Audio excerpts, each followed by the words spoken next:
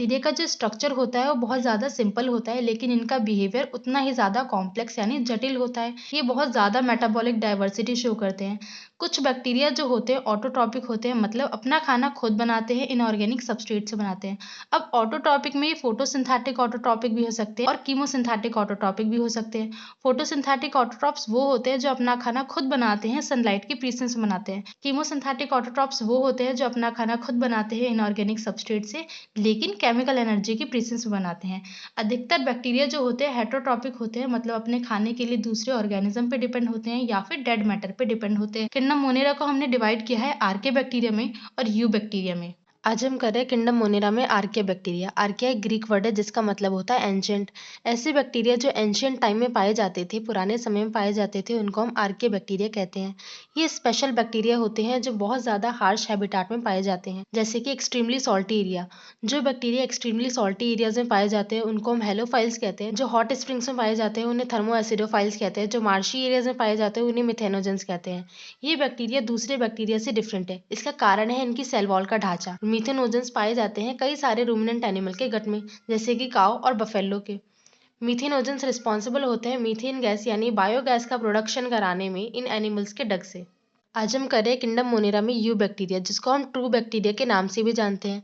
इनकी विशेषता है कि इनके पास एक रिजिड सेल वॉल होती है और अगर मोटाइल होंगे तो फ्लैजिलम भी होगा।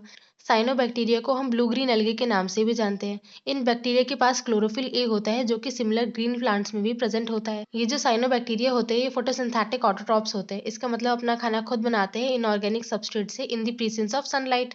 साइनोबैक्टीरिया यूनिसेलुलर होते हैं और कॉलोनियल और फिलामेंटस फॉर्म में पाए जाते हैं।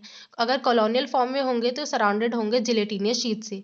ये अक्सर पॉल्यूटेड वाटर बॉडीज में खिलते हैं।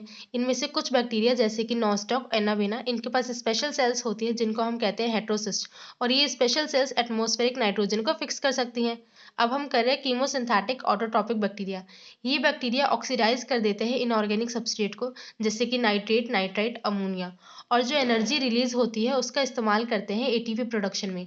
ये बैक्टीरिया एक ग्रेट रोल प्ले करते हैं न्यूट्रिएंट की रिसाइकलिंग में, जैसे कि नाइट्रोजन, फास्फोरस, आयरन और सल्फर की। अब हम करें यू बैक्टीरिया में हेटरोट्रॉपिक बैक्टीरिया। जो हेटरोट्रॉपिक बैक्टीरिया होते हैं नेचर में सबसे ज़्यादा पाए जाते हैं।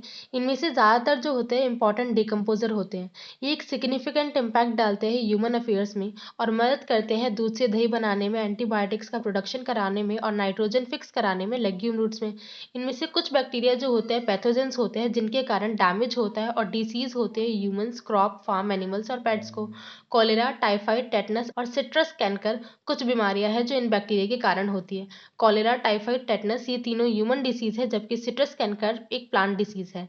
अब हम पढ़ रहे हैं reproduction of bacteria. Mainly bacteria जो होते हैं फिजन के थ्रू रिप्रोड्यूस करते हैं, लेकिन अंडर अनफेवरेबल कंडीशन ये स्पोर प्रोड्यूस करते हैं, और बाइसेक्सुअल रिप्रोडक्शन ये अडॉप्ट कर लेते हैं primitive type of DNA transfer. अब हम कर रहे हैं माइकोप्लाज्मा। माइकोप्लाज्मा ऐसे ऑर्गेनिज्म है जिनके पास सेल वॉल नहीं होती बिल्कुल भी। ये सबसे छोटी जिंदा सेल्स होती हैं जो बिना ऑक्सीजन के भी सर्वाइव कर सकती हैं। इनमें से ज़्यादातर जो होती है पैथोजेनिक होती है, डिसीज करती है एनिमल्स को और प्लांट्स को।